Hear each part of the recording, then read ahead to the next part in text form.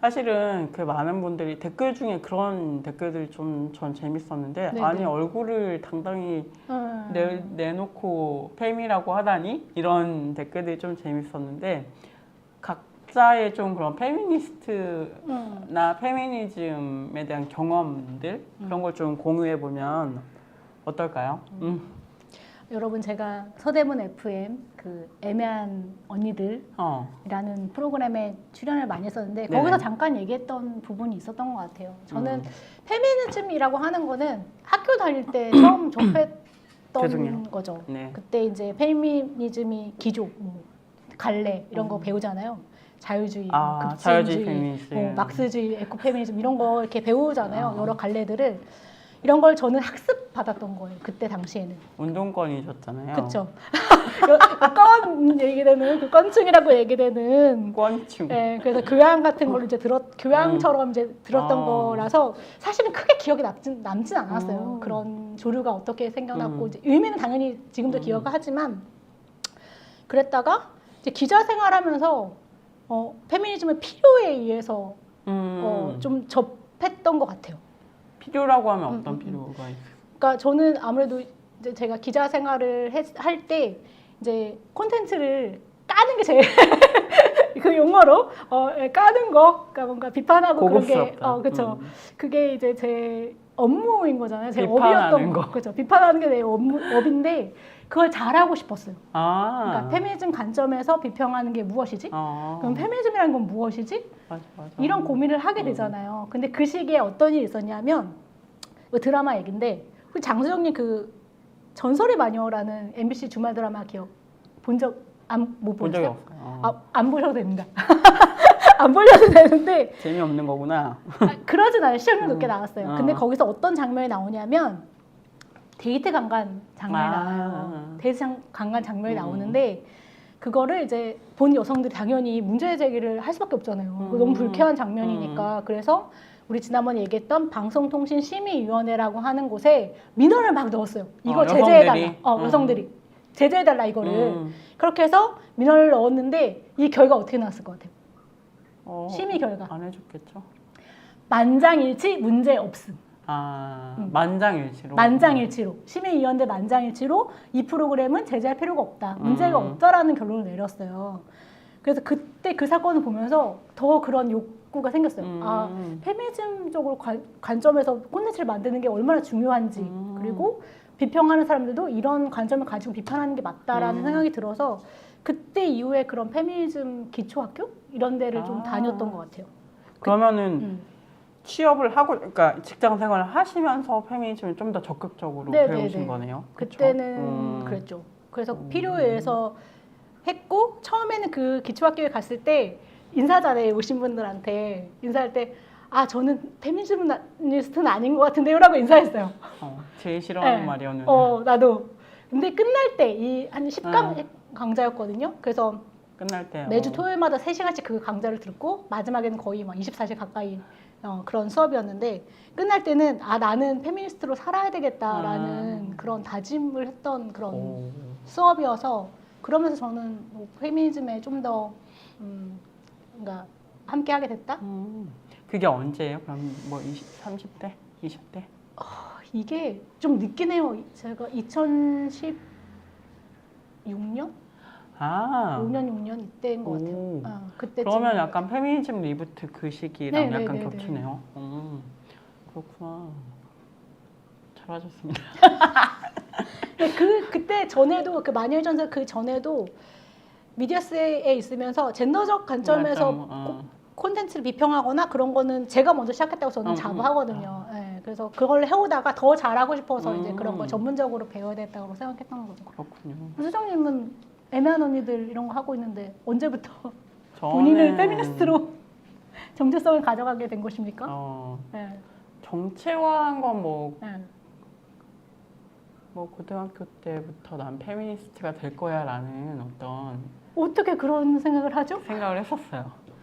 제가 좀 이상한 책을 많이 읽어가지고 여러분 공교육 책에만 있으면 이건 가능하지 않은 사고입니다. 이상한 책을 많이 읽고 이제 그때 약간 페미니스트 잡지가 처음 나왔어요. 그때 90년도 후반 IF라는 잡지가 아. 그게 정확하지 않아요. 제 고등학교 때 나왔는지 대학 때 나왔는지 정확하지 않은데 어쨌든 그 시기에 처음은 이팔죠.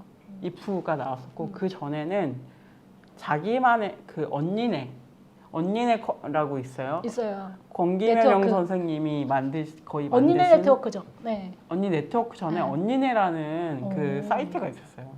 그래서 거기 자기만의 방이라는 그런 약간 지금으로 치면 블로그 같은 게 있었는데 저 어렸을 때 그걸 되게 열심히 읽었단 말이에요. 그때는 이제 운동 이제 총여학생회 권김 쌤이 만든 거야 그거. 그래서 저는 권김 쌤 글을 지금 20년 넘게 읽고 있는 거예요. 그래서 거의 20년 전문가 권김 전문가 30년 가까이 입고 있는 거야 지금 그거. 어쨌든 그래서 권김 쌤이랑 어떤 그 주변에 계신 분들이 같이 만드신 사이트였고 거기에 자기만의 방이라고 굉장히 많은 여성들이 글을 썼어요. 각자가 뭐 페미니즘 운동하는 얘기도 쓰고 뭐 연애에 대한 고민도 쓰고 섹슈얼리티 뭐 갖가지 뭐 아버지 가족 뭐 그래서 그런 걸 읽으면서 되게 너무 재밌었고 이런 거를 나도 대학에 가게 되면 이런 걸 해보고 싶다 그런 생각을 했었고요. 그리고 그러다 대학에 가고 나서는 총여학생회 활동을 했어요.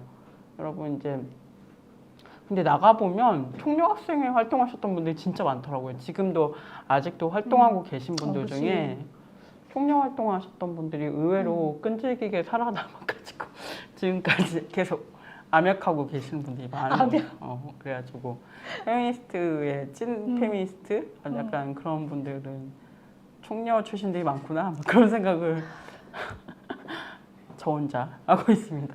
그 총여학생 활동을 좀 했었고 그때 했던 주요 업적으로는 반성폭력 학칙을 만들었습니다. 이걸 되게 보통 학생들끼리의 규율 그래서 그걸 뭐라고 하죠?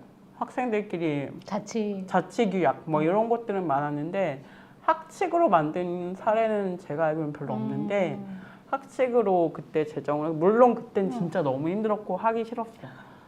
근데 2년 동안 우리 그 학교 담당자분이랑 2년 동안 이거를 만나면서 다 도망가가지고 몇 명 안 남아가지고 막 아주 고생을 했었는데 어쨌든 학칙을 만들었었고요. 어쨌든 그게 적용이 지금까지 되고 있더라고요. 그래서 최근에 제가 다니던 학교에서 몇 년 전에 발생을 했었어요. 그 성폭력 사건이.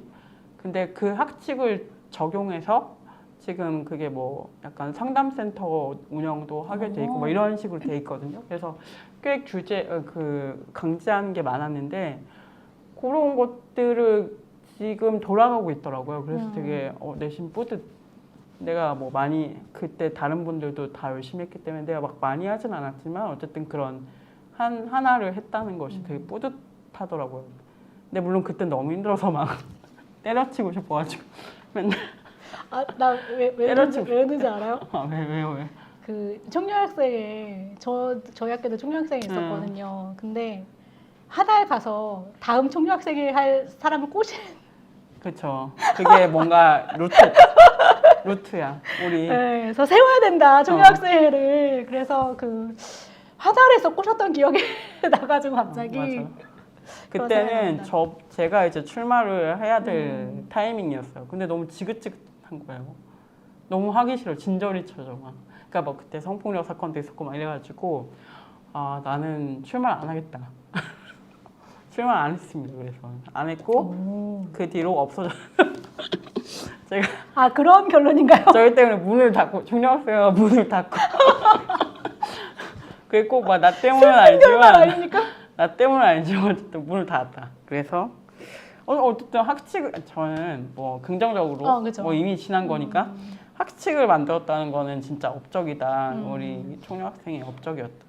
그렇게 생각합니다. 저 학교 처음에 들어갔을 때 학교 대자보에 되게 많이 붙어있잖아요. 게시판에. 그때 총여학생회에서 군 가산점제 관련한 그런 거 이렇게 붙여있던 그 당시에 그런 격이 되고 있었죠. 첫 대동제 때 총여학생회에서 어떤 사업을 했었냐면 콜라병 깨기 운동 그거를 퍼포먼스를 했었어요. 몸매 콜라병 몸매 콜라병 몸매라고 예약이 되잖아요. 지금도 기사에 썼더라.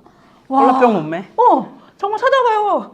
콜라병 몸매라는 거를 지금도 언론 기사에서 찾아볼 수 있어요. 아하, 제목으로. 옛날에 그런 걸 막 했었던 것 같아요. 네. 퍼포먼스. 그래서 그런 퍼포먼스를 했던 게 좀 기억에 남네요. 네. 그런. 이제 그걸 이제 시작한다는 거죠. 지금 학생들은. 그죠. 청년학생회를 만들어내고. 아, 그러게요. 약간 확 죽었다가 다시 시작되는. 이게 뭐 2000년대 중반에 저희 학교 다닐 때 생각해 보면 그때 그 문화운동이랑 결합한 페미니즘 문화운동들도 많았고 그때 여성문화예술기획 이런 단체들이나 이런 것들이 되게 그때 한참 막 기획하고 여성영화제 만들어지고 막 이런 시기였던 것 같아요. 그래가지고 그랬습니다. 네, 옛날 얘기들도. 그리고 저는 한동안 좀 약간 이제 지역 활동을 하니까 지역에서는 약간 멀어질 수밖에 없거든요. 약간 페미니즘적인 문제의식을 내려놔야 돼요? 약간 내려놔. 내가 아니다. 거기만 안 그런 건 아니에요. 단체 활동할 때도 그래요. 회의 갈 때마다 맞아. 와 내가 저 사람들이랑 회의를 해야 돼? 같이 앉아서 이런 생각 하게 돼요. 맞아. 그 어디 가나 그럴 수 있는데 약간 더 내려놔야 된다고 저는 생각해요. 왜냐면 너무 이상한 사람 이렇게 얘기해도 우리 주민분들이 보실까요 이걸?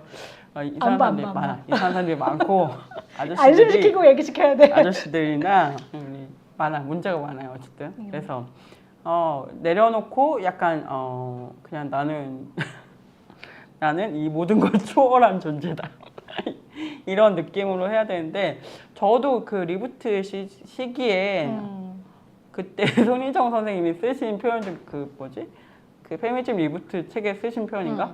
휴덕은 있어도 탈덕은 없다 이런 문장이 생각이 나는데 설명할 때 쓰는 말이죠. 그 원래는 그런데 그걸 페미니즘으로 이렇게 바꿔서 쓰셨던 게 기억나요. 근데 그 문장을 보고 그렇구나 이런 걸 좀 깨달았다. 그래서 이게 완전히 떠날 수는 없다라는 생각을 하고 그래서 2017, 그 이후로는 조금 더 생활에 밀착한 걸 좀 해보려고 고민을 하고 있습니다.